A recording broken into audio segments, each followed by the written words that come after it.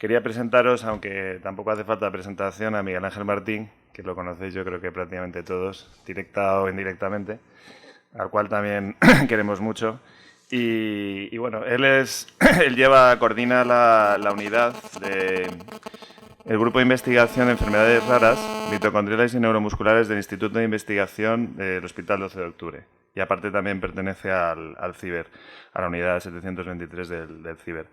Y nos va a hablar en este caso del panorama actual del diagnóstico molecular de enfermedades de la cadena respiratoria mitocondrial. Y va a poner algunos casos también. Gracias. Gracias a Gemma, a Javier, a toda la organización, a vosotros por estar aquí. Yo siempre os cuento una cosa un poco compleja, que es compleja para mí incluso. Entonces es bastante difícil de explicar, pero creo que estamos en un momento de cambio de diagnóstico a nivel de laboratorio, entonces es como repetida la del año pasado para que afiancemos un poquito. Como ya esta vez se ha hablado de bastantes cosas del ADN mitocondrial y de las enfermedades, pues eso me viene muy bien. Quería recordar una cosa sobre las cosas que se han comentado antes del ejercicio físico, antes de empezar la charla. Voy a hacer la discusión antes. Nosotros hemos trabajado con un grupo de ejercicio físico en la enfermedad de McArdle, que es una glucogenosis tipo 5, es otra enfermedad metabólica que tiene que ver con la energía, pero de otra parte, no de la mitocondria. Y sabemos que es muy importante el ejercicio en esta gente que también se le decía que no hiciera ejercicio porque justamente utilizan la glucosa para hacer ejercicio y no la pueden utilizar, pero utilizando programas adecuados se está mejorando mucho la calidad de vida de los pacientes. Ahora, lo importante aquí es ejercicio controlado con profesionales adecuados, que es decir, los de medicina deportiva, rehabilitación, que estén muy formados. No vale lo del ejercicio, te pongo 3 días, yo me canso, ahora no lo hago. Tiene que estar controlado como cuando te controla el médico, ¿vale? Solo quería decir eso. Y el paper que ha sacado de Tapornosky es una eminencia en esto, ¿vale? O sea, en mitocondriales hay menos, pero porque son más complejas las enfermedades y el amplio espectro que hay es muy diferente de una miopatía a tener una atrofia óptica, claro. El ejercicio que se va a mandar en una cosa u otra es diferente, los requerimientos. Es todo complejo, o sea que profesionales adecuados que estén poniendo un tratamiento, es un tratamiento al final, no farmacológico. ¿Vale? Quería decirlo eso porque luego se me olvida. Así que me dais 3 minutos más de charla. ¿Vale? También pongo siempre esta diapositiva para recordaros, como se hablaba mucho, cómo se integra, porque no sé qué, porque yo estoy aquí, pero no me hacen caso. La integración multidisciplinar de los profesionales. Estamos todos unidos, estamos trabajando juntos, contando las experiencias, haciendo sesiones juntos, haciendo protocolos y procesos, flujos de trabajo, que es lo difícil. Entonces, estas enfermedades son raras. Si empezamos a atomizar, esto es el caos. Entonces, ir a los profesionales adecuados otra vez. Ya tenemos experiencia de bastantes años, 20 años. Trabajamos los del laboratorio, todos los clínicos, que son pieza fundamental. Nosotros en la parte más central de España, por decirle una cosa, pues esa es la organización que tenemos. Tenemos así un poco un núcleo duro en el Hospital 12 de Octubre, porque empezamos con proyectos, pues con Maite cuando vino de Francia, con Joaquín Arenas, etcétera, ¿no? Y luego se han ido uniendo. Trabajamos mucho con los de Madrid, porque somos de la Comunidad de Madrid. Con el Niño Jesús prácticamente todos los días casi con unos o con otros estamos hablando. Y luego con algunos de toda España, pero la cosa es la integración multidisciplinar de muchos aspectos, porque son muy complejas las enfermedades. Bueno, y empezamos en la materia dura. Os han hablado del ADN mitocondrial, que es este pequeñito que hay por aquí. Yo lo voy a hacer con el ratón porque si no, aquel lado no se ve. Es pequeñito y tenemos todo este núcleo que son los que ha dicho Julio Montoya. Son 3.000 millones de bases y estos son 16.000 bases. Claro, todo el mundo empezamos a trabajar en el ADN mitocondrial porque, claro, es más pequeño, más fácil de hacer, más accesible. Ahora el problema es que las enfermedades mitocondriales, la mayoría, y sobre todo en los niños, aunque hay muchas del ADN mitocondrial, no hay que olvidarlo, son debidas a genes nucleares. Entonces el abordaje con las técnicas genéticas, bioquímicas, etcétera, ha cambiado mucho. Antes no se podía hacer tan fácil y a tan poco precio. Y es lo que vamos a ver aquí. Recordaros que todas las proteínas que están en la mitocondria son más de 1000, con lo cual antes eran 13 genes, más algunos genes que intervenían en la replicación mitocondrial, pero ahora tenemos 1000 ¿Cómo abordamos eso? Eso es complicado. ¿Vale? Del ADN mitocondrial ya no os digo nada. Hay más de 300 mutaciones puntuales y deleciones, como ha dicho Julio. Y se ha hablado más en estas sesiones. Entonces, desde el punto de vista del laboratorio, que es en donde yo trabajo, ¿qué es lo que ha evolucionado en estos, vamos a decir, 5 o 6 años? Bueno, pasábamos de unos métodos más laboriosos y manuales, con protocolos operativos más largos, con una baja productividad, encontramos una mutación porque hacemos las mutaciones frecuentes, las conocidas, vamos a un gen, a otro gen, vamos despacio. ¿Vale? Eso es caro y utiliza mucho personal. ¿Vale? Y estamos pasando a métodos puesto menos laboriosos en la parte manual, porque hay más instrumentación, pero son todavía bastante laboriosos. ¿Sí? Pero eso es a lo que se tiende. Protocolos operativos más cortos y una mayor productividad. Eso quiere decir que vamos a intentar caracterizar a más pacientes el defecto molecular. ¿Vale? Y con un gasto global de las técnicas que son en su conjunto, porque hay que juntar varios efectos y se mira muchos genes, el coste inicial es como la entrada de la casa. ¿Vale? Es caro. Lo que pasa es que luego el rendimiento es muy alto. Entonces es un equilibrio bastante difícil y otra concepción para los del laboratorio, para los clínicos y para todos. Muy bien. Entonces, ¿qué podemos ver?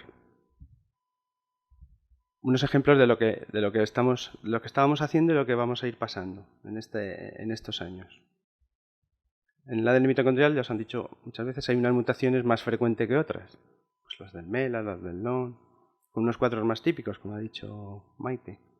Esto se puede abordar de una forma más sencilla, pues buscando esa mutación más frecuente, que ahora hay unos métodos que no son tan caros, entonces vas rápidamente, la descartas o no la descartas. Pero antes íbamos una a una, con distintas técnicas, que son las que están aquí reflejadas.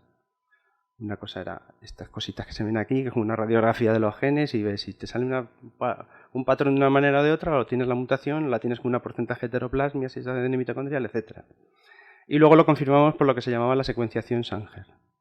Esa secuenciación Sanger son esas gráficas que veis abajo. La secuenciación Sanger va mirándote nucleótido a nucleótido, pero de una cosa que tú has ido a buscar. De un trozo del gen, de un gen completo, de trocitos de genes, donde está incluida esa mutación y dices, pues la tiene y la confirmo. ¿Vale? Y es eso. Pero eso es uno a uno. ¿Qué paso hemos dado en esa parte, en nuestro laboratorio? En vez de ir una a una la mutación, hemos hecho un panel de mutaciones frecuentes. Entonces las vemos todas a la vez. Y con un método sencillo y que es bastante, no es caro. Se llama mini secuenciación y vemos un panel. En vez de decir, tengo un MELA, veo esta. No, los cogemos y metemos 20 y ya está. Es de baja rentabilidad, pero no es muy caro. Entonces preferimos descartar antes de ir a cosas más complejas. Entonces eso, vamos evolucionando.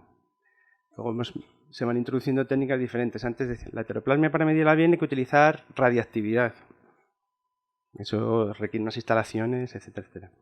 Pues hay aproximaciones con métodos que no son baratos, tampoco son muy caros, se llaman chips microfluídicos y lo puedes ver, que es lo que viene abajo, no voy a contar más. Es decir, vamos evolucionando a mirar las cosas en paralelo, como os he dicho antes. Pero ahora la evolución es, donde hemos llegado es a los genes nucleares, ¿vale?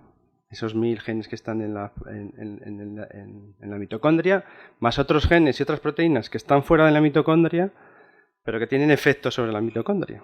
¿Vale? Una muy conocida es el gen de la timidina fosforilasa que produce encefalopatía mioneurogastrointestinal, que es el MNGIE, que lo habréis oído alguna vez. El MENGI, que se habla así, el MENGI.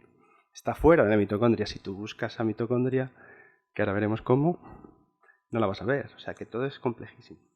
Todo parece fácil, pero no es. O sea que tampoco... ¿Y por qué estamos aquí? Es que es muy complejo. Muy bien. Entonces, dentro de lo que es la mutación genes nucleares, recordaros que solo se conocen desde 1995. Es que tenéis unas enfermedades muy jóvenes, ¿vale? Muy recientes. Pero que el siglo XXI ha sido la explosión, ¿no? Por el efecto se secuenció el genoma, entonces se conoce las regiones donde están los genes, más o menos. Luego hay un proyecto posterior que se llama el ENCODE, que no está ahí puesto, que ha metido más datos de las regiones esas que llamamos basura, todas tienen función. Entonces veremos otra explosión dentro de otros 10 años de cosas que estaban por ahí.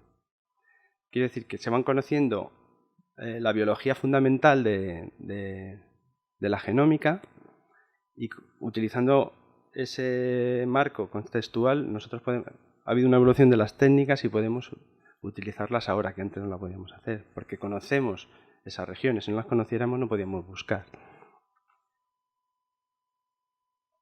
Entonces han venido las técnicas de secuenciación de nueva generación que se llama secuenciación paralela o secuenciación masiva. Tienen todos esos nombres.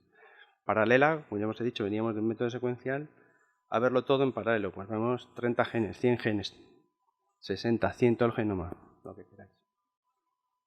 Y esto ha hecho que desde 2014 pues ya haya más de 140 genes nucleares con mutaciones que afectan a la cadena respiratoria mitocondrial, ¿vale? Que son muchos. Como ha puesto Maite en la diapositiva, esto es de otro paper y más o menos son los mismos, con una diferencia de un año o algo así. Entonces, esto está haciendo que también se estén reclasificando, pero genéticamente, las enfermedades, por la base molecular, no por la clínica, que no voy a entrar. Entonces, ¿qué hacemos os voy a contar un poco la experiencia nuestra particular, ¿no? Que estamos haciendo en los últimos años con distintos proyectos, porque estos son proyectos de investigación, ¿vale? No es asistencial. Primero se hace un proyecto, se intentan convencer a la gerencia de que esto es bueno para la asistencia, no se consigue y sigue pidiendo proyectos. Bueno, pero sí que estamos dando pasos dentro del instituto de investigación en los que estamos asociados en la parte asistencial y no, pues se ha apostado un poco por la genómica porque hay distintos grupos que intervienen en otras patologías más frecuentes también, como cáncer, etcétera, que están interesados en hacerlo. Entonces, conjuntándonos todos ahora con los prevalentes y con los raros, pues entramos a poder comprar estos sistemas que si los centralizas pues puedes hacerlos coste efectivos, ¿vale? Y estos son los aparatos de secuenciación de nueva generación. ¿Qué peculiaridades tiene? La gráfica esta que se pone ahora siempre, que es la que está en azul, significa cómo baja el coste de los ordenadores. Que ya sabéis, compráis un móvil y a los 6 meses ya no vale. ¿Vale? Pues esa es la línea blanca, porque no vale y encima va bajando el precio, porque a los 6 meses ya no vale el mismo. El iPhone, que es muy caro, luego el siguiente ya te vale más barato. Pero fijaros, la línea verde es las nuevas técnicas de secuenciación.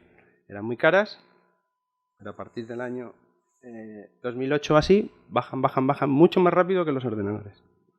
Y ahora se tendrá que se estabilice, ¿vale?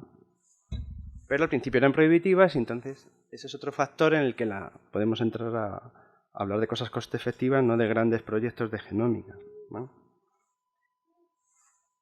Y a la vez va evolucionando el número de secuencia que te da. Eso quiere decir el número de letritas del ADN mitocondrial que te da el sistema, ¿vale? Entonces, claro, antes decíamos, os he dicho, la secuenciación típica es que tú buscabas un gen y vas a ese trocito del gen y decías, pues tengo 150 letritas, las puedo leer incluso manualmente, lo hacíamos, porque en el ADN mitocondrial hay que mirarlo manualmente porque hay heteroplasmia. Puedes utilizar herramientas bioinformáticas, pero las vas leyendo, es muy fácil. Ahora, si tienes 30.000 letritas, ¿qué es lo que van ahí? A ver cómo se maneja eso. Un humano así solito no lo va a hacer, ¿eh? Entonces viene el mundo de la bioinformática, ¿vale? Necesitamos profesionales que son biólogos, pero que se están formando en otra cosa que ni todos los que están por aquí hemos visto en la vida de estudiar, ¿no? ¿Por qué? Porque esto es lo que hacía la secuenciación Sanger. Esto es un ejemplo que me gusta muy bonito, que venía así. Tengo ahí una cosita, unos puntitos, me dan unas letritas y intuitivamente ya veo que puedo pintar un pececito, ¿vale? Pero me da un cuadro simple. Me da un pez, que es un pez, una representación de un pez, ¿vale? Ahora bien, si tengo 30.000 bases, a ver, ¿cómo uno eso? Pues necesito unas herramientas bioinformáticas que me estén comparando esos datos con todas esas bases de secuencia que hemos dicho que en estos años posteriores los biólogos básicos han ido construyendo. Y claro, lo que haces además es secuenciar trocitos así de 40 bases, de 100 bases, y eso tienes que decirle, esto es lo que se pega a la POLG, en una región de la POLG, pero ¿cómo? ese puntito de ahí tiene que ir ahí. ¿Y por qué no va a otros sitios si no sabes cómo está? Eso se llama ensamblar el genoma, ¿vale? Con todas unas herramientas muy sofisticadas y con personal que es totalmente necesario, si no yo no podría haber metido en un proyecto de esto, porque yo sé lo mínimo. Ah, pues mira, hemos hecho una figura de un mono, no es un pececito, no es la representación del pececito, es un mono ahí estupendo. Pero ahora, amigos, esos son algoritmos bioinformáticos que tú puedes ir modificando según lo que quieras buscar. Cambia los parámetros y nos sale la Gioconda. Es decir, que buscando con distintas herramientas puedes encontrar lo que no te esperas o algo que es irreal. Entonces todo esto está en proceso de investigación y de llegar. Por eso muchas veces, que sé que todos habéis oído hablar del exoma, y dice, hijos, me han metido en el exoma pero nunca me sale el resultado. Y es que a lo mejor no te va a salir nunca. Porque es que lo que sale no es fiable o no se encuentra, porque es muy complicado unir todos esos puntos. Y no buscas todo. Pero bueno, este era un ejemplo para mostraros. Es muy complicado. Y esto es lo que dan los aparatos. Por eso hay que hacer análisis bioinformático. Dan letras, nucleótidos, que te dicen, están por aquí. El análisis bioinformático los coge y los va uniendo y dice, este está en el cromosoma por aquí, este trozo. Esto que estáis viendo aquí. Esto es un trozo que he amplificado. Esto es otro trozo por aquí, este está por aquí. Solo os he enseñado aquí la PolG, que es un ejemplo real. ¿Lo veis ahí abajo que pone PolG? Esos son, los azulitos son los exones de la PolG, la zona que codifica, ¿no? Que produce la proteína. Entonces, se ha fijado ahí, y si veis, ya no secuencia solo una vez en una base. Estas letritas que están en rojo son los nucleótidos. Y todo eso que hay ahí son los fragmentos. Esa base se ha repetido, secuenciado 150 veces. No veo el número porque no se ve. Por eso se llama paralela. ¿Vale? Que decía, secuenciación paralela. No es que haga solo los genes paralelos, sino que la secuencia la va a sacar. Y eso se ha llegado ahí a partir de que hemos quitado toda la basura, que todo eso que había ahí, había un montón de basura que no alinea con nada, con herramientas bioinformáticas solo, ¿vale? Luego vas afinando más, ya se ven las letritas, ¿las veis ahí abajo? Muy bien. Pero aún así, esas letritas te ha dicho, pues mira, está en el gen no sé qué, pero no te dice nada más. Y te dice, en esa posición está la A, o está la G, o está la T. Y eso sí, ahora esta parte de aquí ya te está diciendo, solo las que no están en esas secuencias que ha puesto la gente que dice que todos los humanos tenemos y somos normales. Ahora te voy a decir las que no coinciden. Eso es lo que se llama el análisis de las variantes, que en inglés es variant color. Pero a partir de ahí decir, pero esta variante es patogénica o no es patogénica. Y otra vez análisis bioinformático. Y esto es un ejemplo real nuestro. De acá vamos a decir, porque hay otras bases de datos que te van diciendo, pues es probable que sea, es probable que no sea. Está en la base de datos de patogenicidad de no sé qué, es un polimorfismo que no tiene. ¿Vale? Entonces esto era un poco así para que veáis el panorama de las nuevas técnicas que nos está cambiando. También a los profesionales nuestra visión de cómo hacer las cosas. O sea que estamos desde 2008, que nosotros estamos desde hace menos. 2008 era América. ¿Vale? Entonces, lo importante que eso os quede en la cabeza, se necesitan conocimientos fisiopatológicos, porque esta última interpretación de la patogenicidad no solo es bioinformática. Si tienes a uno que sabe algo de mitocondrias, algo, no quiero decir más. Tengo a mi compañero Aitor, que lo enseña que es el bioinformático, pero siempre al final estamos ahí, Alberto Blázquez y yo, que somos los más bio, diciendo, esto no es y ya me la sé que no es esta. Porque esto no puede ser, aunque te salga la bioinformática. Muy bien. Pero esto aplicado a las enfermedades mitocondriales es más complejo todavía. Porque como ya os han dicho 20 veces en esta charla, la heterogeneidad clínica es bestial, los genes producen distintas enfermedades, entonces, porque siempre esto todavía filtras, pero te da muchos datos todavía, no te da el gen concreto y dices es este. Entonces hay ejemplo, vas a estar buscando como un melas, pero te da una variante que está en un gen, por ejemplo, estructural del ADN y no tiene fibras rojo rasgadas, cuando siempre se ha dicho, si son genes estructurales no da fibras rasgadas, y tú ves que tiene fibras rasgadas. O sea que la información clínica precedente que estamos aquí, que si utilizamos biopsia muscular, todavía hay que utilizar muchas cosas, porque estas enfermedades no son fáciles de llegar al diagnóstico. Muy bien.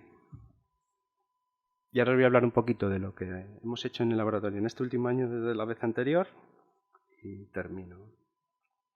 Entonces hemos preparado cosas para secuenciar el ADN mitocondrial, pero por estas tecnologías, porque vamos a, en vez de mirar una vez la letrita, la vamos a mirar, en el ADN mitocondrial la miramos más profundamente, decimos.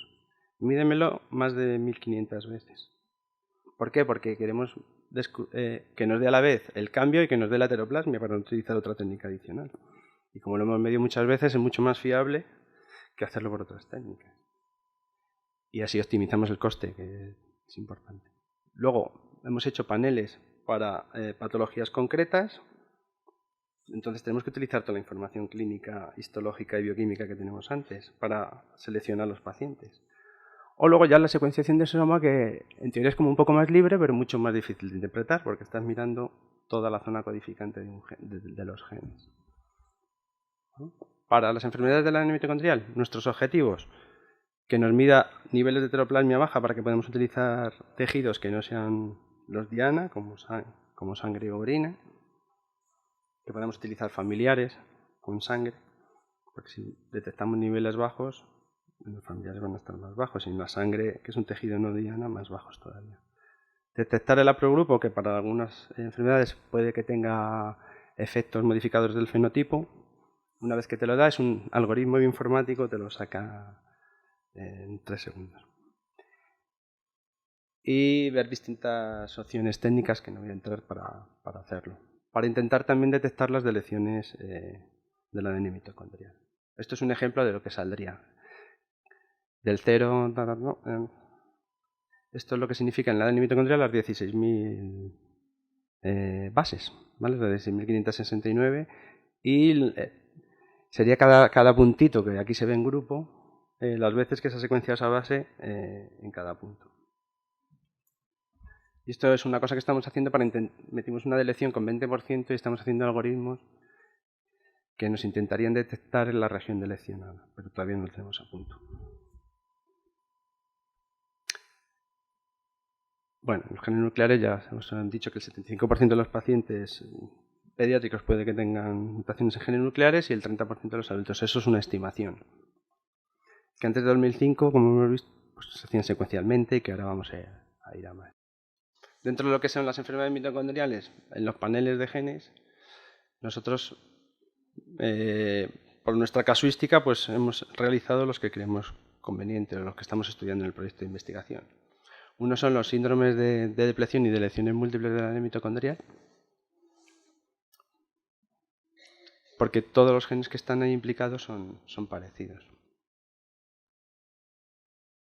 Estamos haciendo otro de las deficiencias de todos los complejos. Al principio pensamos en ir por complejos, pero vamos a intentar hacer todos los complejos, más los factores de ensamblaje. Y también hemos hecho alguno de la traducción de proteínas. Pero volviendo otra vez, es que creo que se me han colado las diapos. Volviendo otra vez a la secuenciación del ADN mitocondrial. Esto sería hemos conseguido que todas las bases las lea, porque luego no siempre se analizan todas las bases. Hemos validado y hemos llegado a niveles de heteroplasmia que veis aquí, en la mutación más frecuente del 5% de detección, 5 minutos. Y como dije, os ponía un ejemplo, prefiero dedicarme aquí a esta parte. Es decir, ¿qué beneficios puede tener esto sobre el otro? Pues por ejemplo, de una forma rápida hemos descubierto en 2 pacientes algo diferentes 2 mutaciones en este ARN transferencia, que sería como, no es como el MELAS, es otro, ¿vale? No es el tRNA leucina. Con diferentes fenotipos, uno solo tiene debilidad muscular y otro con tosis. ¿Qué es lo importante que os pongo esta diapositiva? Aparte de que está ahí algo integrado. De que desde los 8 años uno y desde los 12 años, que afecta a la población pediátrica, han estado con síntomas. Quiere decir que si implantamos estas técnicas de una forma un poquito más coste efectiva y más rápida y más protocolizada, podemos intentar bajar la edad de diagnóstico. Esa era cuando lo hemos hecho a los 34 años, ¿no? Y a los 45. El otro panel es el de lecciones múltiples y depleción de la mitocondrial, que hay unos genes implicados que son nucleares y que producen eso, ¿vale? Y que cada vez están Antes se decían de depleción o de delecciones múltiples, pero como están en los mismos procesos, muchos que dan depleción también dan delecciones múltiples, entonces los estudiamos en conjunto. Hemos hecho un panel de los que se conocían hasta el año pasado, ahora lo único de los paneles es que siempre se conoce alguno más. Ahora tenemos más de 50 pacientes metidos, lo que pasa es que esta diapositiva es de antes del verano, y como el análisis lo he hecho después, no la he puesto aquí, pero quiero decir que es un panel muy, como está muy caracterizado, bioquímica, clínica, histológicamente, es un panel muy rentable, pero antes no llegamos al diagnóstico, y ahora sí. Y estamos viendo pues, algunas cosas interesantes. Por ejemplo, que el gen TK2 es muy frecuente y no se conocía, que es un gen que interviene en el metabolismo de los nucleótidos para que se metan en el DNA mitocondrial, etc. Quiero decir, con estas técnicas vamos un poquito más rápido. De hecho, es un estudio retrospectivo, como podéis comprobar. Claro. También metemos de depleción. Ahora hemos metido 16 y tenemos esta mutación que también es en TK2, pero es de depleción. Y tenemos otra mutación que nos acaba de salir me parece que en POLG. Bueno, así hay otros paneles como el de traducción. Este es mucho más complejo de valorar porque los genes que se utilizan están descritos en muy pocas familias. Con lo cual las variantes que te salen son más difíciles de decidir si es patogénica o no. Lo que pasa es que le hemos metido porque ha habido una explosión de genes de traducción mitocondrial en los últimos 15 años. Y ya por último el exoma. Y termino. Solo deciros, para recordaros que solo es el 1% total del genoma, o sea que son 30 megabases de las 3.000 millones de bases, lo que vamos a ver, que es la zona codificante, pero que en los kits siempre se ven mutaciones que están en las zonas no codificantes. ¿Vale? Incluso se puede detectar a baja, con menos nivel de profundidad de secuencia, ADN mitocondrial. ¿Vale? Nosotros teníamos 3 proyectos, uno del exoma, hemos visto algunas mutaciones nuevas, como el gen MT1 que está implicado en un paciente de la unidad de Maite, en una familia que está tiene cardiopatía, o sea que hay que cuidarle, que está implicado en la traducción mitocondrial. Esta también es muy interesante, la vieron luego Maite, pero venía de Lara, que no me acuerdo dónde está, de Puerta de Hierro. Y este es muy curioso porque teníamos un déficit de cadena respiratoria múltiple. Sin embargo, hemos encontrado una mutación en un gen que solo es del complejo 1. Eso tiene que ver porque los complejos se asocian formando supercomplejos, pero no voy a entrar. Entonces, cuando se afecta a uno, puede que estén varios afectados. De aquí os pongo un trabajo de un investigador de nuestro grupo, de Paco Martínez Azorín, que es lo que os decía antes, aunque hizo exoma para una familia, lo que encontró al final es una mutación en la ADN mitocondrial porque hay secuencias de esas que dicen como basura, pero las puedes decir, no, pero se pegan a la ADN mitocondrial y las puedes detectar bioinformáticamente. Lo que pasa es que hay muy bajo coverage, luego tienes que comprobarlas. Y lo publicaron porque es curioso que vas a hacer el exoma que es nuclear y ves una mutación mitocondrial. Y ahora estamos con el otro sistema que tenemos en la unidad, que puede hacer exomas de otra forma diferente como lo hacen con otros aparatos. Hemos metido 6 familias y estamos en análisis bioinformático actualmente. Metemos tríos, padre, madre y probando. Y por último, que aunque a veces tendremos cambios y nunca os los diremos, porque no sabemos si eso es patogénico o no. Entonces, para eso se necesitan estudios funcionales. Estudios funcionales necesitan de un proyecto y de gente muy adecuada para hacerlo, y eso es bastante complejo. Así que muchos se quedarán ahí, que estarás con la sospecha, pero será difícil de llegar. Esto es para decir que no siempre que os pongan el exoma ya os digan que os van a decir la mutación que tenéis. Que creo que lo repetí el año pasado, pero lo vuelvo a repetir. Estos son nuestros proyectos, en plan nacional, privados, etcétera. Y está la gente que trabaja, Aitor es el bioinformático, sin él no podríamos hacer nada. Y estos son más bio, y María Moreno nos ayuda mucho para hacer estudios funcionales en algunas. Nosotros somos investigadores también vamos a buscar un poco la rentabilidad del paper, porque si no luego no nos financian. Así que y muchas gracias.